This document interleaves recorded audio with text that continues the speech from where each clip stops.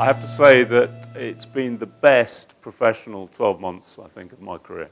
And hopefully over cocktails later, we'll have a chance to talk about why I believe that. But it's a real pleasure to be here today. You know, I was asked to talk about digital transformation in a very broad context, and that's what I will do. And in the context of the app economy, and we talk about the app economy because fundamentally, the way we interact with our customers, whatever our industry, is really through software, through applications.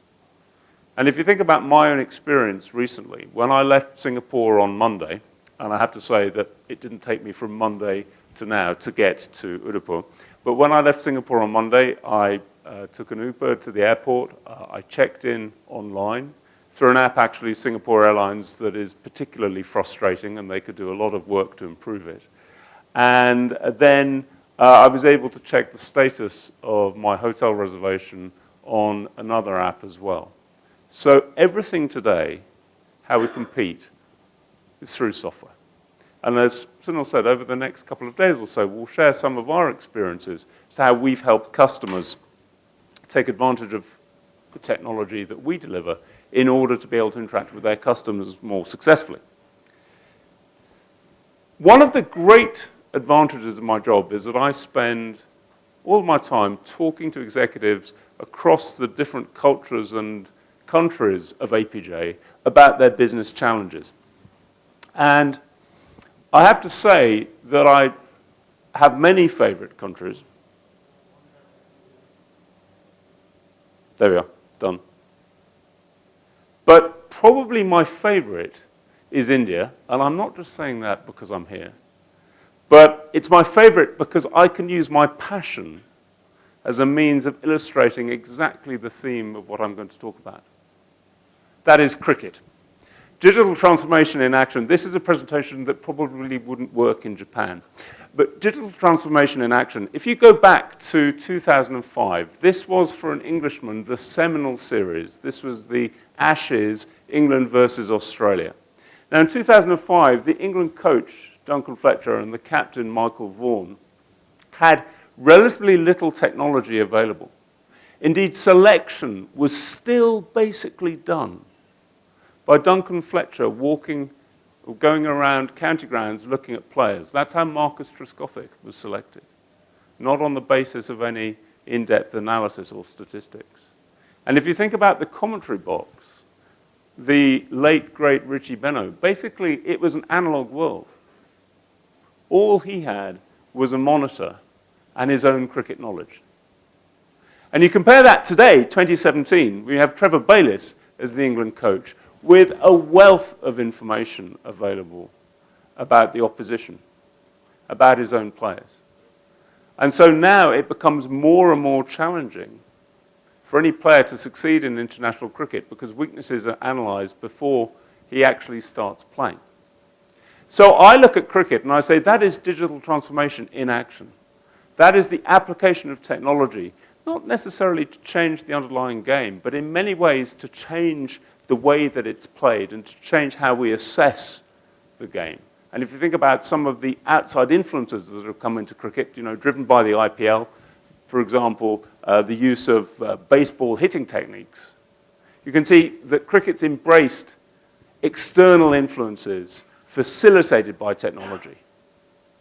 And I think that fundamentally is what we have to do as businesses. We have to look externally for ideas, fresh creativity, and then use technology to facilitate the change. But looking at this in a global context, it's quite interesting. Professor Richard Foster from Yale University, talking about the average lifespan of the Standard & Poor's 500 company, it's decreased by more than 50 years in the last century, from 67 years in the 1920s to just 15 today. And he says that by 2020, more than 3/4 of the index will actually be companies that we haven't heard of today. And I think it's really interesting if you take the example of Nokia.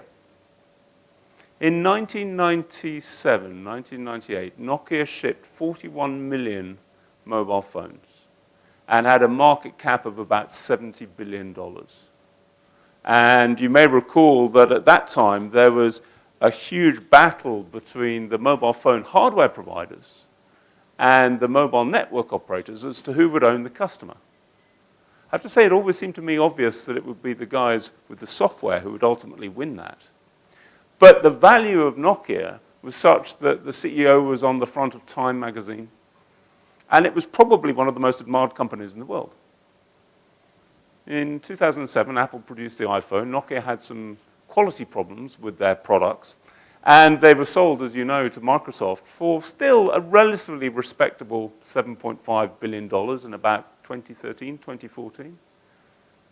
And actually, about a year ago now, Microsoft wrote $7.5 billion off, and Nokia was sold for $350 million to Foxconn, who are a supply chain partner of Apple. So that gives you an idea that if you are a company that does not embrace digital transformation, does not understand how the market around you is changing, you're going to find that actually you no longer exist. I thought, as I was preparing this and thinking about that global context, it was important to have a definition of digital transformation. So I did what anyone would do, which is I Googled it. And you come up with 2.4 million search results on Google if you Google digital transformation. I'm not going to stand here and claim I've read them all, but I came up with one that I thought was quite interesting that actually came from one of the world's premier consulting firms. Digital transformation refers to converting processes, activities, and models to meet digital economy requirements until the company is a fully networked digital organization. And I read that 3 times and thought, I have absolutely no idea what that means. So I thought about the experience that we have in APJ of working with customers and their challenges. And I came up with essentially 5 definitions of digital transformation. The first is it's very much a continuous process. It's not a state. It is the proverbial journey. And I think about CA Technologies in that context. Over the last 5 years, we have transformed ourselves. We've transformed the way that we look at acquisitions, not acquiring for profit, but for growth. We look at the way that we have moved from being a company that just acquired legacy products to a company that has material investment in organic software, so becoming a growth software company rather than just a consolidator. And then crucially, a cultural change to embrace external influences, embrace the influence of customers in our engineering process, and to work with partners. And we would by no means claim today that we've finished that process. It's a process of continual reinvention as the market changes. So first of all, it's not a state. The second thing, although technology is important and automating processes is important, it's not just about doing what you do today more efficiently. Probably wasn't possible to make mobile phones more efficiently than Nokia did. I'm not a manufacturing expert, but I suggest they probably had that process pretty much baked. It still didn't save them in the long run. So it's not just about using technology to improve efficiency. It's actually about rethinking the business model. And the way we look at that, and the way that I find talking to yourselves, executives, about your own challenges, is it's about putting the customer experience at the heart of your business. And that's something that we endeavor to do every day. As I say, not only in terms of how we service you, and how we help you deploy our technology, but also how we develop our technology. And I think that's true for every business, whether you are consumer-facing or whether you're a software company or whether you are an airport operator. Putting the customer at the heart of your business is key, and understanding everything from the customer's point of view and using technology to facilitate that. And crucially, bringing customer insights into your processes so you can improve and compete. Equally, it's about embracing new business models. That's one of the things I'm going to talk about shortly, the disruptors. It's not just about doing the same thing more efficiently. It's not just about rethinking your current business model, but it's about thinking, okay, how do you need to evolve? How do you need to change? And again, from a CA Technologies point of view, we grew up with mainframe technology. We grew up with client-server technology. We've now evolved dramatically to SaaS technology and put SaaS technology at the heart of our business. But it's not just about building a product that can be deployed in the cloud. It's about everything that goes with it to ensure the superior customer experience. So it's about rethinking new business models as well. And then also, it's about challenging organizational cultural norms. And what do I mean by that? When you think about the traditional organization, it's very hierarchical, and everyone has a function and is promoted based on experience, based on skill, based on capability. Actually, today, to be successful, it's not about working in hierarchies, but it's about bringing teams together to solve particular problems, to deliver particular projects, multifunctional, multifaceted teams, and then having those teams dissipate and reform elsewhere. And we were talking actually about it before the event started, about how we've actually adopted some of those agile processes within the APJ organization to solve some business problems about transforming our own go-to-market and how we deal with customers.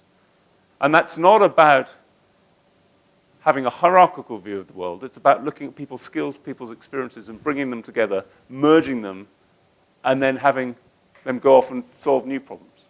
So again, it's a different way of looking at the organization, which brings its own challenges in terms of how do you manage that process, make it efficient.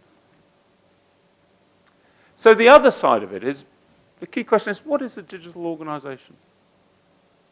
And in practical terms, we think that irrespective of how you interact with your customer, and that every organization will have multiple customer touch points, it's one that is relentlessly putting the customer experience at the heart of its processes. And there's an organization, there's a famous retail organization called John Lewis in the UK. They have a very fine reputation for customer service. The interesting thing that they've done is they've said, they have a slogan, never knowingly undersold. And they will, if you can prove that you could have bought the product, high quality product elsewhere for a lower price, they'll refund double the difference. That's their commitment to the consumer. What they did was they said, you know what, we're going to create a multi-channel experience, online, mobile, etc., or in store. But we're going to have the same price point for whatever we're selling. So whether you buy it physically or you buy it online, the price is the same. It's all about the customer experience. It's not about the underlying price point. That was their whole ethos. And they're extremely successful in a retail market that has shifted entirely online. They are one of the bricks and mortar companies that continues to thrive in the UK, and they continue to thrive because of that customer ethos. The second is, it's a company that takes a holistic view of not only technology, process, but also culture as well. I'm going to touch on culture because I think it's really important. So the culture of transforming the business and the way you deal with employees, the way you deal with customers. You can't operate in the old way with new processes. Another key thing is that digital, and the digitization of process and that cultural change is an integral part of the organization driven from the leadership. There isn't a separate digital strategy. And I think that's another key component, that the strategy is digital. There isn't a digital office and then, for want of a better phrase, an analog office that is dealing with business as usual. The company is reinventing itself. And we say in CA that if you're going to be built to last and outstrip the likes of Nokia or the other famous example, Kodak, then you have to be built to change. So you have to have a culture that embraces change, and you have to have technology that's flexible enough to evolve.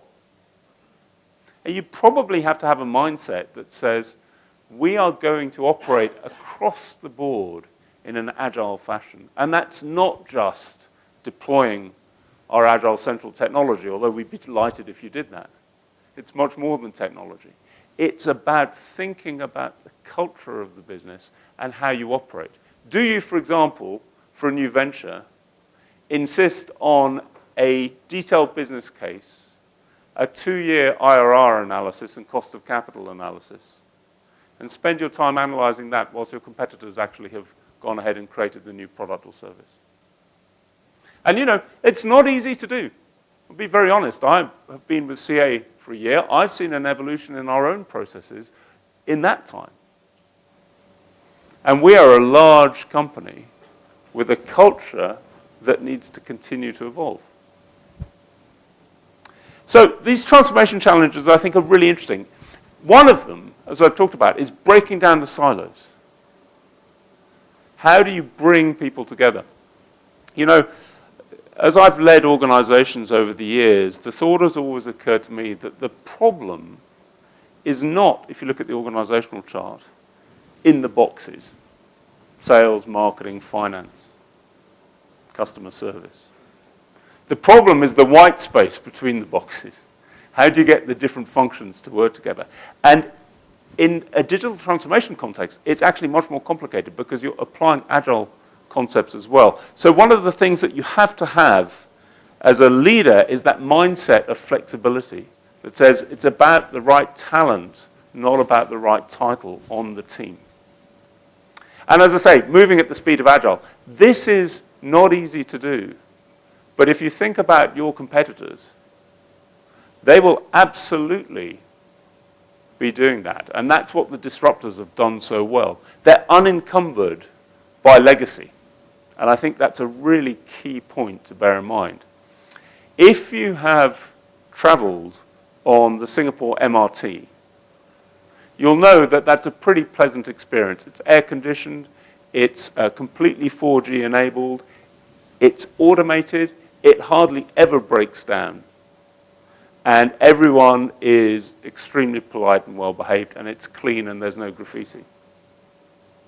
If you've traveled on the London Underground recently, it's not quite that experience.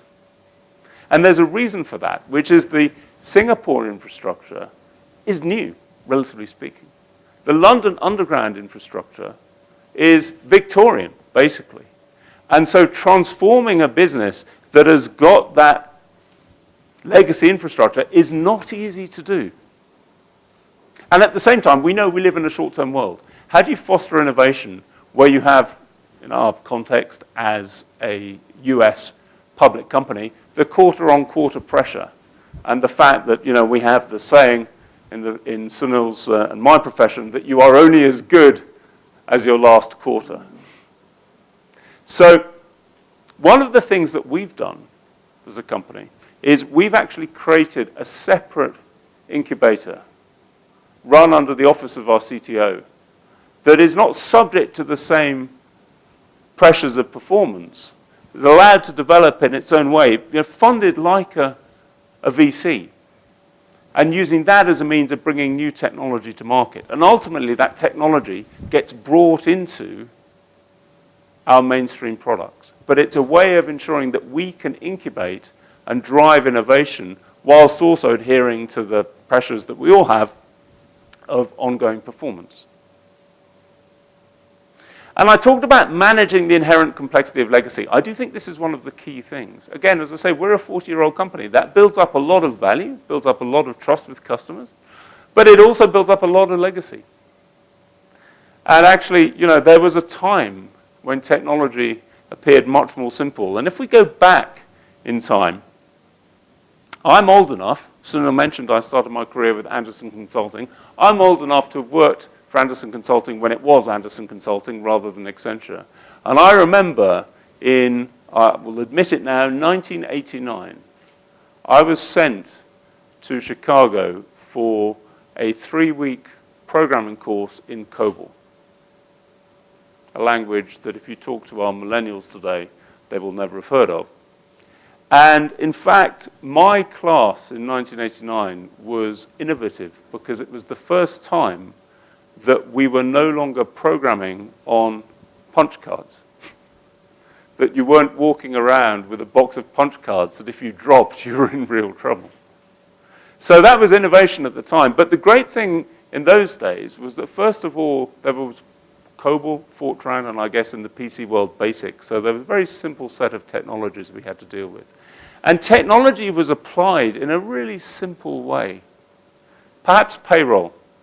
And then, I cut my teeth in the sales and marketing profession in the technology industry with the emergence of client-server, financials and distribution and human resources. But again, the underlying technology was relatively simple. You compare that to today and the rate of change and the famous Moore's law and the level of complexity we all have to deal with has just grown exponentially. And of course, complexity brings, or that rate of change, excuse me, as well as bringing complexity, brings fantastic opportunity in terms of how you can evolve your enterprise. But at the same time, of course, it can make those of us who have to deal with some of that legacy infrastructure look like deers in the headlights. And quite often, we find ourselves just stuck in this maze, which is the innovation inhibitor, because ultimately it's easier to do nothing. And if you do try to change the legacy technology, you do try to evolve, you may find that you do irreparable damage unless you have the proper checks and balances. A couple of years ago, NatWest Bank, again in the UK, started a major campaign about how they were the friendly bank, the listening bank, and that they were there for their customers. Then one weekend, an engineer made a programming mistake, some upgrade in their mainframe systems, and brought their banking systems down for 10 days. So no one who was a customer of NatWest could access their bank account for 10 days. Probably about 5-6 million people. I know compared to one of our customers, State Bank of India, that's just one very small division. But for the UK, you can imagine that this was huge headline news. In 10 days, you've got about 10% of the population or more not able to bank. And that happened because of the complexity of the legacy systems. And so you can imagine now the CIO of NatWest, and I guess it's probably the new CIO of NatWest, the old one having got fired, is even less enthusiastic about potential change and more conservative. And as Sunil said, it is his competitors in the fintech world without this burden of legacy able to overcome. So how, with this burden of legacy, can organizations evolve? Well, it's quite interesting. If you look at some of the statistics, we talk about Google perhaps as the most innovative company, and they are. But Google has something like 2 billion lines of code. That's going to become legacy pretty quickly. So Google have got their own challenge in terms of reinventing themselves. And you've got some other examples there in terms of the number of lines of code in for example, the Large Hadron Collider, Microsoft Office. So dealing with this complexity of legacy is really quite a challenge. So organizations almost have to run in parallel with the innovation, but also maintaining the status quo. And that's a problem. Because what happens is 80% of IT budgets become spent on maintenance. Just keeping the lights on, if you will. Or in the case of the bank in the UK, NatWest, not keeping the lights on. And only 10% of IT leaders feel that they're actually using IT to innovate, to drive competitive advantage. And that's a real problem. So again, what you're going to hear over the next couple of days from my colleagues is some of the ways in which CA Technologies is helping our customers actually overcome this problem and really reinvent their IT to create what we call the modern software factory and put software at the heart of their business. If we look at what is success in digital transformation, how do you ensure success? I think the first thing is you've got to have the right leadership. You have to have the right vision, the right strategy, and crucially, you have to get down to execution detail as a leader. I talk often about lazy leadership when it comes to detail. And I'm a firm belief that as a leader, you have to be familiar with the detail. It's not good enough to say, I set the strategy and I leave the detail to my teams, because the detail is where the challenge is. The detail is where the problem is. And if you're not familiar with the detail as a leader, you'll find yourself actually failing because your teams will not have clear direction. It's just part of my leadership philosophy that you have to have that overall vision, the strategy, and you have to be able to engage at a detailed level. And as we talked about, look upon your transformation as a journey, not an end state. If you think you've arrived, that's when you're going to become a legacy company. That's when you start to run the risk of becoming Nokia. And again, as we talked about, the fusion of culture, process, and technology. It's organizational alignment, and it's flexibility on the part of the leader to be able to understand that that hierarchical world is no longer sufficient, whilst at the same time having sufficient process and control so that you don't cause chaos. We were having a really fascinating conversation about the challenge of being agile where you're dealing with mission-critical systems. You can't just deploy a new piece of code to an airport's operating system and see whether it works or not. The net result will probably be what happened to British Airways. I seem to be using a lot of UK examples at the moment, but you may recall about 6 months ago, British Airways basically took their entire worldwide system down for a week or 10 days. Total carnage. And it was put down actually to an engineer not knowing what he was doing in one of the data centers. So you've got to have that balance of having that agile culture, that agile mindset, and the sufficient control. But those imperatives to transform remain. And this is our challenge. The first imperative to transform, definitely the customer. You know, it's said that in a buying journey, the customer has done 70% of research before ever interacting with a salesman from the company. But also as consumers, we want the new services. We want the convenience of Uber. We want the convenience of Airbnb. We want the convenience of the financial services startup that's unencumbered by that legacy technology. So the first thing that's driving your enterprise to change is the customer. The second thing are the disruptors, people changing your industry. And again, if you don't change, you'll become one of the legacy victims. I think there are some really interesting lessons to learn about disruptors and look at different ways you can respond to those. And I'll talk about that in a minute. The third imperative to transform are your employees. Your employees want to work for an organization that's dynamic, that's thriving, that's winning, that's offering them career challenge, and is flexible in the approach to what constitutes a career. By that I mean that the expectation of tenure for the millennials, probably 2 or 3 years before they go for a new experience. Whereas we might have thought that previously the expectation of tenure is 10 years, 15, 20 years. If you're in Japan, 30, 35 years. And then finally, it's just the pace of change. If you don't keep up, then frankly, again, you're going to find yourself one of the dinosaurs. And none of us wants to be in that position. So we've got to look at our own industry and understand the forces and the dynamics and respond to those. And I think it's really interesting, the power of disruptors to drive change. The example that's often used is Uber. It's a company that has come in and completely changed the transport industry. And as I say, as a consumer, Uber is a fantastic service. It's incredibly easy to use and it's cheap. But what's really interesting, I think, is the response of the taxi industry worldwide. The response is not to embrace change, to take on Uber head on, and to provide, a differentiated service. The response is to run and hide behind regulators to prevent Uber driving change.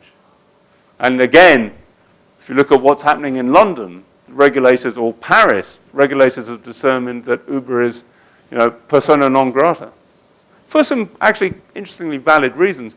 But the London taxi driver wants to go back to the safe status quo where there was a guaranteed income, and actually it was a closed shop because there are a limited number of taxi licenses. It takes 3 years to learn to qualify, doing what's called the knowledge, and then if you had passed the knowledge, you were secure in your career for life. So, as I was thinking about the power of disruptors to drive change, I thought Uber is one interesting example, but as I say, their competitors are trying to resist, well, rather like King Canute perhaps, trying to push the sea back. But There's another business, Airbnb, that has forced the hotel industry completely to rethink itself. And, Airbnb, I've used Airbnb a couple of times, both to go on holiday and a couple of times for much shorter stays. And it's incredibly easy, incredibly convenient, and cheap. And you think about the legacy behavior of the large hotel chains. Actually, a couple of years ago, they found themselves disrupted by the aggregators. So, initially, the likes of Booking.com or LastMinute.com or Hotels.com, these were seen as a threat to the major hotel chains. What's happened is that Airbnb has come in and, if you like, disrupted the aggregators. And the aggregators have said, well, we've got a problem because more and more people are going to Airbnb, fewer and fewer people are going to the hotels that we list. Therefore, the hotels and the aggregators have started to partner with each other. The competitors have become partners. And at the same time, the major hotel chains have said, Airbnb, the convenience that it offers, we have to compete as well. So this was a screenshot. I'm going to the UK next week, and I'm staying in the London Marriott. This is a screenshot from my reservation that I had made. And this particular service now on the Marriott allows you to check in before you arrive, thus facilitating your journey to your room.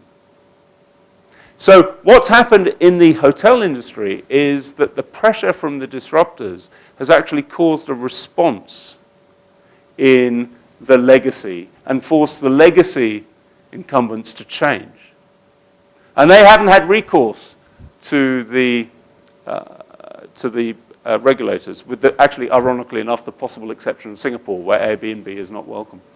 But the fundamental message here is that they've actually embraced change and have created a new customer experience as a result. And I think that that's what we have to do. We've got to look at those external influences, look at the threats which may not be obvious. They may be tangential to our core business. And we've got to take that and turn that energy into a positive driver for change.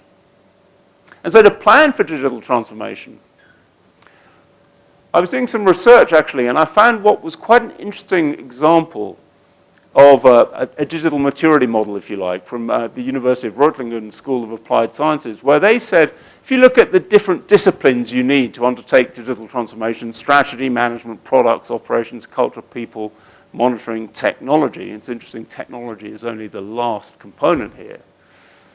And they said there are 5 stages. I think it's quite interesting to map your own organization onto these 5 stages. No maturity basically means that perhaps people are talking about it over coffee and they're watching the competitors actually transform and take market share. Conceptual probably means that the CEO went to a conference such as this and came away, said, I need to talk to the CIO about what digital transformation means. And perhaps there were some pilot projects running. Then moving to defined, it's more systematic. It's probably still not integrated across the enterprise. It's probably still quite siloed. But within those silos, there are changes going on in terms of culture, in terms of process, in terms of operating efficiency, in terms of reinventing new models. Moving to integrated, where things are starting to come together. And then finally to transformed. And then probably, as we said, as you reach that transformed state, you've got to go back and reinvent yourself again and consider that perhaps, even though you've invested a huge amount of money, time, and effort in transforming your enterprise, you've got to start again because the paradigm has shifted and you're actually back in that no maturity box. So I thought this was quite interesting to share in terms of those of you who are looking at your organizations and saying, where are we in this journey? This is quite an interesting way of looking at it. And there are key questions to ask on that journey, the strategic questions. Can I identify how change is impacting my business? In our business, for example, we've got 2 obvious changes. We've got the shift from the on-premise to cloud, and we've actually got some accounting changes coming in the next financial year that will change the way we measure how we record the performance of our business. We've also got new technologies coming through, such as artificial intelligence, such as big data, etc., which we're embracing as well. So can I identify how change has impacted my business, and what new business models should I introduce? And then finally, how do I make my enterprise agile? I think this is one of the key ones, and we're going to be talking about that on Saturday morning. And it's not just, again, about the technology. It's really about the mindset. And, I'll give you a tangible example. I mentioned that Monday was my first year anniversary with CA Technologies. My first week, I flew to Washington, D.C., and I participated in our CEO's senior leadership team meeting, where for the first time, with about 100 of us in the room from around the world, we used big room planning techniques. This was something that was new for us a year ago. Not so much in the engineering space, we've been using that for some time, but this was in terms of strategic planning. So we went through this 2-day big room planning exercise, which was completely revolutionary for us. And it actually resulted in one of our most critical strategic projects, which is the transformation of our business towards the SaaS model. So it's quite interesting in terms of the strategic side of the questions. The operational side of the questions is, okay, I've got this strategy. What am I going to do to redesign my processes to put the customer at the forefront? And how am I going to embrace real-time insights into my processes? Real-time customer intelligence, if you will. And again, that's one of the things that we've looked to do with our own engineering effort. And how can digital help me reduce my costs to compete with competitors? Again, the great advantage that the startup has is the cost base is much lower. At the same time, they don't necessarily have the wealth of resources, if you can channel them correctly, that the larger enterprise has. And then crucially, how do I attract and retain digital talent? How do you make the legacy company cool? It's an interesting challenge. We spend a lot of time actually talking to our talent, engineering talent here in India and in the US, and sales and marketing talent, about the fact how CA Technologies, how we've reinvented ourselves over the last few years. How we're not the legacy company you might think, but how we have an incredibly exciting story to tell about the role we play in digital transformation. But we've got to be honest. We're not necessarily a sexy brand. I think we're becoming more sexy, but we're not necessarily a sexy brand. So we have to go out and compete for that talent. And we can do that in many ways. And one of the ways we do it is to stress the advantages of working for an organization that can provide you career development, skills development, but also how we set such a store by our DNA, how we operate, and how that we emphasize diversity. That's a great competitive advantage for us. And in the research that we've done, and in the discussions we've had on a global basis, we've really looked at 4 key themes that help organizations unlock potential. And we've established that winning companies focus on 4 principles. The first is agility, that ability to speed time to market. And I've talked about, are you a company that requires 12 months business case justification, or are you really adopting, what been called in recent years lean principles, where you will try, and if it works, great, and if it won't work, pivot. The second is automation.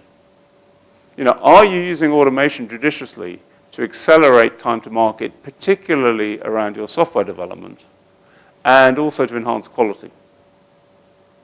The third is insights, getting those customer insights into your business process, understanding how customers are working with your organization, understanding how customers are working with competitor organizations.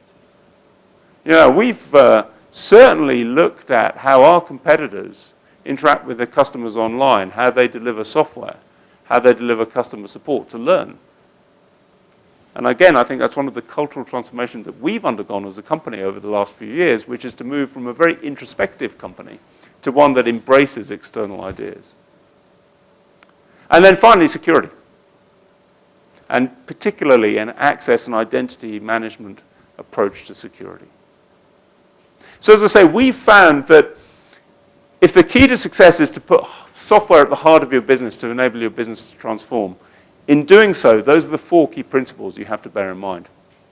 And we talk about our technology being focused on eliminating the barriers between ideas and outcomes. And so to support this, in the last couple of months, we've actually done some research on a global basis to look at those organizations that have embraced the concepts of the modern software factory, a theme that, again, we're going to be talking about extensively over the next couple of days. And it's quite interesting that those organizations that have chosen to put software at the heart of their business, top 25% who embrace those key principles of agility, automation, integrating customer insights and security, they've created a competitive advantage, both globally and then specifically here in our region, 70% higher profit growth and 50% higher revenue growth. Those are material numbers. So the challenge of digital transformation, if you can harness the potential, the prize is clear. And similarly, you know, if you've got the right approach to putting software at the heart of your business, you're more likely to succeed in that application economy where your interaction with your customers is through software. And you're more likely to outpace your competitors. However, just in conclusion, what I would say is you can have all of that change that I've talked about over the last few minutes. You can have changed your culture. You can have embraced technology. You can have deployed it intelligently. And you can have used it for competitive advantage. But you can still get it horribly wrong. And digital transformation is no guarantee of success. And I come back in conclusion to my favorite theme. This is the Ashes squad to tour Australia, the England cricket team, in November. Now, one of these individuals, Mr. Ben Stokes, may not actually make it to Australia on the grounds that he was arrested in a fracas a week ago. Although, as I said to my Australian colleagues a couple of days ago, 200 years ago, that would have qualified him for going to Australia. But it beggars belief that with all of this information, all of this intelligence, all of this digital transformation, the England selectors have included James Vince and Gary Ballance in the party. I said to my 18-year-old son, who I'm very proud of because he averaged 53 in grade cricket this last season, that he has a materially better technique than Gary Ballance, and he should have been picked rather than Ballance for this party. So, in conclusion, you can get you have all of these advantages and still make a horrible mess of it. Thank you very much.